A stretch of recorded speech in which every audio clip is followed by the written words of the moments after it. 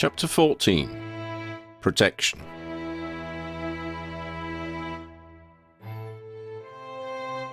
Hi Lydia, how's it going? Lydia swung round to see Teddy Lupin standing by her shoulder. Hi Teddy, she replied. Yeah, everything's good. How about you? Teddy looked around for eavesdroppers. It's going great. We had modern history of magic this morning. Professor Hughes mentioned my parents and said they were heroes and in the order. He didn't make a big deal of it, but everybody thinks I'm cool now. We knew that already, Lydia grinned. Yeah, thanks by the way. But we were in class with Slytherin, and even they didn't have a problem with me. Maybe they're thinking you could be useful to them. I don't care, Teddy shook his head.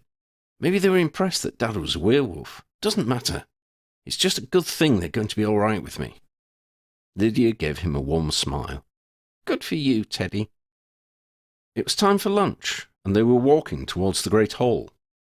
It's funny, Teddy said. I thought we'd get more chance to hang out together when we got here. Hogwarts is just so much about the houses, though. Apart from hanging out in the quad at break times or going to the library, we're always in our common rooms. We should see if we can arrange something, like mixed common rooms, maybe, Lydia mused. I'll see what Professor McGonagall says next time I see her. McGonagall? Are you sure? Teddy sounded incredulous. Just leave it to me, Lydia said, and immediately wished she'd not. It sounded arrogant and stupid, not clever and grown up as she had hoped. They went through the doors into the great hall and parted to go to their respective house tables.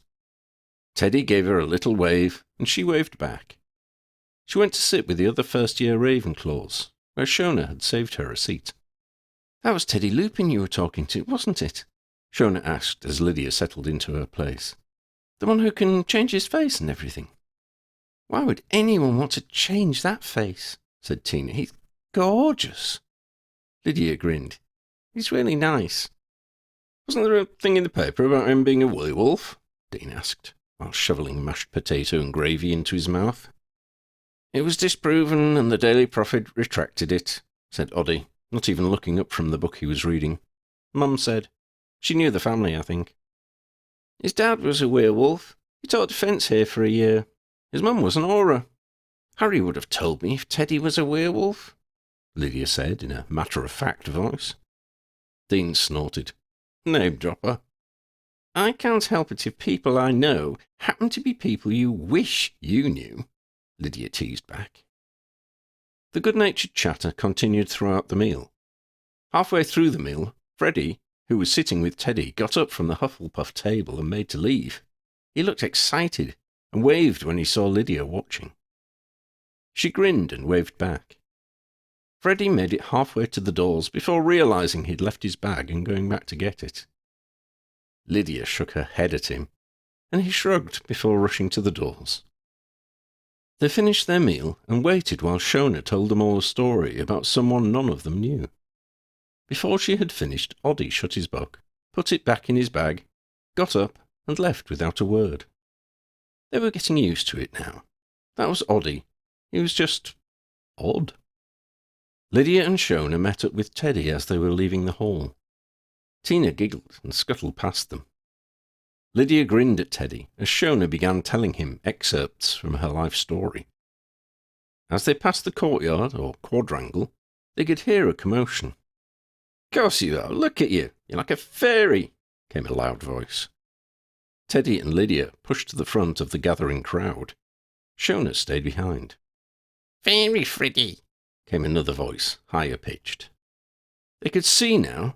Freddie was being pushed between two boys, while a couple more stood and jeered. The first voice belonged to a tall first year. Lydia recognised him as Carl Robbins, the Gryffindor. The other boy pushing Freddie was smaller, with a pointy rat's face. He was Zabini, a Slytherin. Freddie looked disappointed. Lydia felt hot and angry. One of the faces in the crowd of onlookers opposite, and to her left, was a prefect. Come on, Teddy, she hissed, and stepped out into the clearing where Freddie and his antagonists were.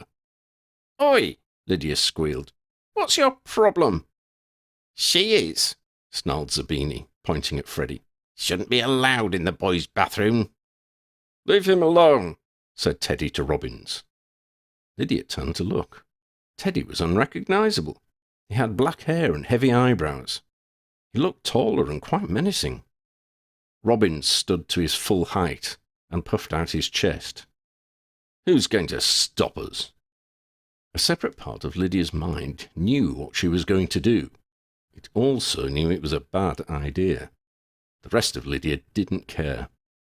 She revelled in the feeling of justice as she whipped out her wand. Without a word from her, the 4 bullies rose high into the air. For good measure, Lydia sent the prefect up with them, a good 10 to 15 metres above the grass. Thank you, Miss Ward, came McGonagall's unmistakable voice. I shall take over now. Lydia put her wand away and grabbed Freddie's hand. The head teacher stepped forward, wand aloft, and lowered the 5 boys to the turf.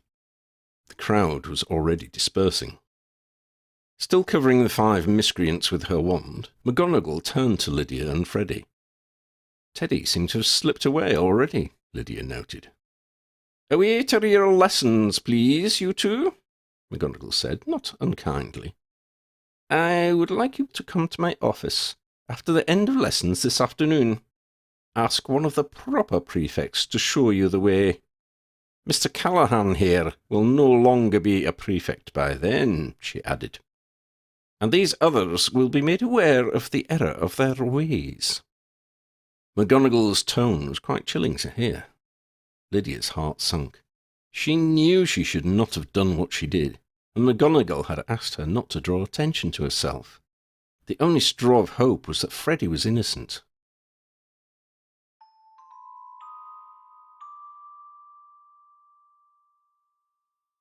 Being a Monday afternoon, Lydia and Freddie were in potions together. It was not far to the dungeons, and they made it there as the others had started to file in. Thanks, Lydia, Freddie whispered, as they followed the others. I don't know why some people don't like the way I am, but I suppose we can't like everybody. Anyway, it's not like I can be someone else. I probably shouldn't have lifted them up like that, Lydia muttered. McGonagall's going to be angry. Nah, she didn't look angry, Freddie disagreed. And that was pretty amazing. You'll have to teach me it. They shuffled onto the stools at their usual bench with Teddy. He had his normal appearance once more. Good afternoon, my wonderful students. Professor Verdi beamed, spreading his arms wide in welcome. This is our single-period lesson. There are some simple portions we can try in these lessons, but mostly they will be our opportunity to talk about theory, techniques, and ingredients. Today we will talk about some of the common ingredients. I need to get a few more from the storeroom before we begin. Miss Ward, would you be so kind as to help me bring some through? Lydia slipped down from her stool, with a glance at Teddy and Freddie. She walked to the front of the class, from where she and the professor went into the adjoining storeroom. Lydia's eyes rested on a jar filled with fireflies. Several of the tiny creatures were suspended in mid-flight, unmoving. So that was how they kept them fresh, frozen in time. Miss Ward, the professor murmured under his breath, I heard about what happened. It was unfortunate. Minerva has decided to spread the story that you used a trick you learned from Harry Potter. It seems to be the best way to explain what you did, without making you seem too different from the other students. Minerva will talk to you later. For now, please say as little as you can, other than to say it was something Harry told you about. It is good that you used your wand. Had you not, well, it would have been harder to explain. Lydia looked heartbroken. Is Professor McGonagall angry with me? Verdi smiled. Not at all, not at all. No one is angry. Simply preoccupied, worried for you. It's exactly what they told me not to do. No, we have got away with it this time, the professor grinned. And I'm sure your friend appreciated the help. Now, if you would carry this tray of ingredients, I shall bring the other.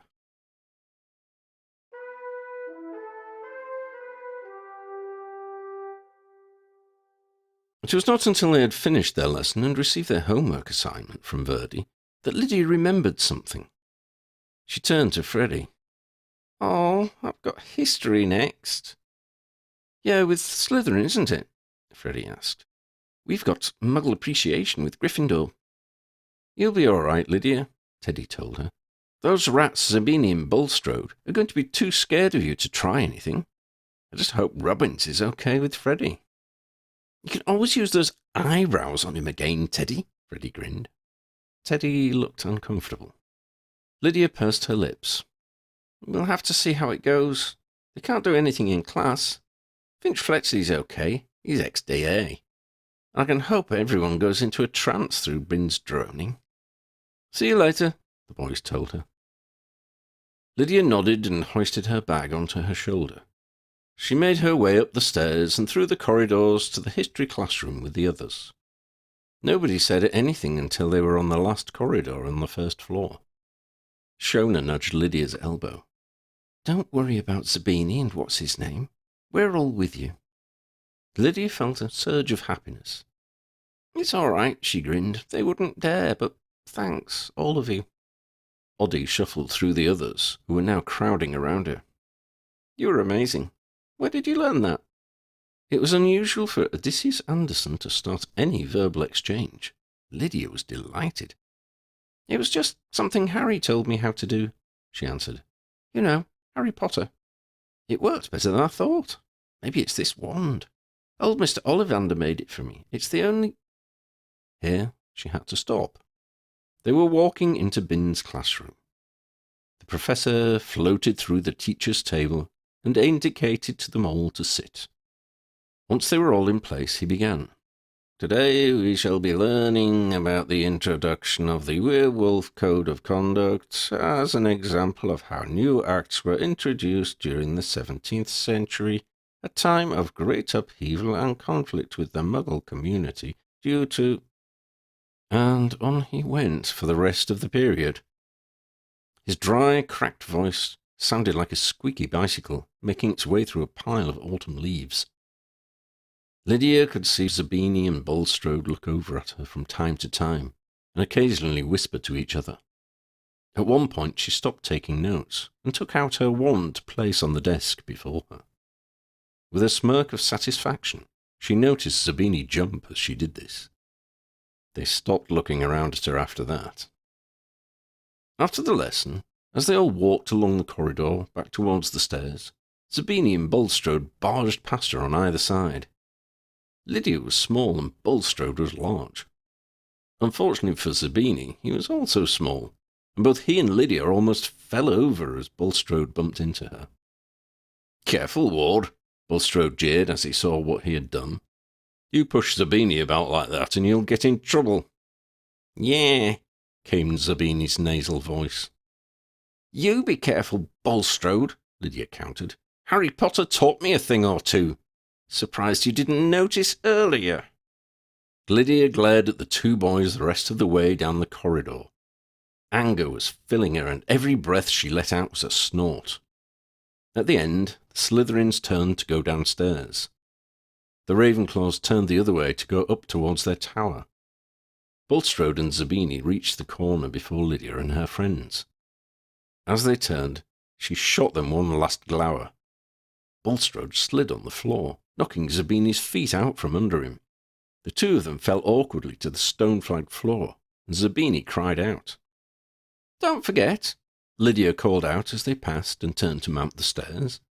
"There's an old curse on that corner that trips up really stupid people." Bulstrode bellowed an obscenity at her. Eric Moss, the Gryffindor prefect Lydia had met that May, was coming down the stairs. 5 points from Slytherin, young man. And it will be 10 more if I catch you using language like that in front of ladies again." Chuckling came from all around, including some of the Slytherin girls. Bulstrode had made himself unpopular with people other than Lydia, it would seem. Lydia stepped towards the prefect. "Excuse me, Eric." "Ah, Lydia, isn't it? Nice to see you again. How can I help?" "Could you tell me how to get to Professor McGonagall's office, please? She wants to see me." Eric smiled. I can do better than that. I'll take you there. You need me to get in anyway. They took the stairs all the way up to the 7th floor, then walked along several corridors. Eric waved to characters in some of the paintings they passed. Most of them waved back. On their way, Lydia said she was sorry Eric had not become head boy. Eric replied that he was quite relieved.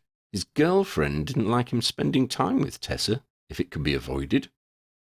He did seem happier and more at ease than when Lydia had first known him. She was pleased for him and let him know.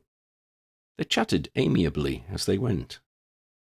Eventually they reached the end of a corridor by a statue of a tall gargoyle. "Oh, I recognise it now," Lydia exclaimed. "I was here with Harry Potter once. There's a password or something, isn't there?" Eric smiled. "That's right, The gargoyle slid to one side, and the head teacher stepped out. "Mr. Morse, thank you very much for delivering Miss Ward," Professor McGonagall said. "We will not detain you any longer." "Oh, thank you, Professor," Eric managed to reply. McGonagall swept Lydia through the doorway revealed by the gargoyle. Beyond was the spiral staircase, which was rotating. As Lydia stepped onto it, the stairs lifted her and the Professor upwards and around, until they came to a door. Lydia had been this way before, but still marvelled at the staircase. "In you go, Lydia," McGonagall said. "It is not locked." Lydia recognised the round office. She also recognised some of the portraits, the sorting hat, which gave her a little bow, and the two men seated near the head teacher's desk. They were Draco and her uncle. They both rose to their feet, smiling. Lydia ran to her uncle, and they hugged. "I'm sorry, everyone," she said as she broke away from him. "This is exactly what you told me not to do." "Minerva," Ambrose began. "I do beg your pardon. Professor McGonagall, I should say, informs us that you instinctively used your wand. Because of that, Draco managed to devise a cover story which puts all the blame onto Harry Potter." "Ambrose, that wasn't my intention," Draco protested, then added, "just a happy side effect." "The upshot is that you have done no real harm," Uncle Ambrose continued. "But it would be best not to do this manner of thing again, particularly not against others and not in front of a crowd." Ambrose sighed. "I understand your intentions were good, Lydia, but you cannot afford to take risks like this." "Sorry," said Lydia. "It is all well. No harm has been done," her uncle assured her. "No, I mean I'm sorry that I've done something else," she explained. The three adults looked at each other. "Just now, before I came up here, as we were leaving History of Magic," she began, then paused, ashamed. "Yes?" Draco prompted. Lydia hung her head. "Bulstrode and Zabini were pushing me around. I made them slip and fall." "Did anyone notice, Lydia, dear?" McGonagall inquired. "I didn't do anything that anyone could see," Lydia explained, "and I wasn't near them. But I did say there was an old curse which made stupid people fall over." She looked up to see her uncle stroking his beard to cover a smile. McGonagall looked grave. "I do not wish to resort to modifying memories," she scowled, "especially with students so young." "By now the story may have spread," Draco pointed out. "The numbers would make obliviation impractical anyway. I can't see what we can do other than to monitor the situation." Ambrose nodded. "Thank you for informing us of this, Lydia. That was brave of you, and we appreciate your honesty. I think we would advise you not to draw attention to yourself, if at all possible. We will try to find other ways to contain these young fellows. Please report any further incidents to Draco or Minerva, or indeed to Phileas Flitwick or Stefano Verdi. Tell whichever of these you can reach the quickest. It will give them the best opportunity to act quickly." McGonagall approached Lydia and laid a gentle hand on her shoulder. "We realize we are asking a lot of you, Lydia. It will not be easy for you to approach us without seeming to be telling tales. but do the best you can. Lydia nodded, but felt her heart sink. Perhaps we could give Lydia detentions as a way of getting a chance to talk to her, Draco suggested. That way we wouldn't appear to be on her side. She'd be the bad student, and others might respect that. Possibly, Draco, but it would still single her out and draw attention to her, Ambrose warned. No, I'm afraid we'll have to rely on Lydia's ingenuity and acting skills. We cannot and should not get between Lydia and her education, nor between Lydia and her fellow students. We may supply assistance where possible, but Lydia, as the one closest to the problem, must be the one to guide our actions. He squatted down and addressed Lydia directly. You are in charge, Lydia dear. Try not to stand out, especially as one with unusual powers. Make use of your friends on the teaching staff where it is safe to do so, and keep us informed as best you can. We are asking a lot, but I believe you are up to the task. We are proud of you. There is some good news, McGonagall assured her. I believe we have persuaded Mr. Robbins not to pick on your friend Mr. Fortescue in future. That should help. Lydia smiled, but was not convinced that Freddie would not be bullied again. The injustice and her inability to help were making her uncomfortable already.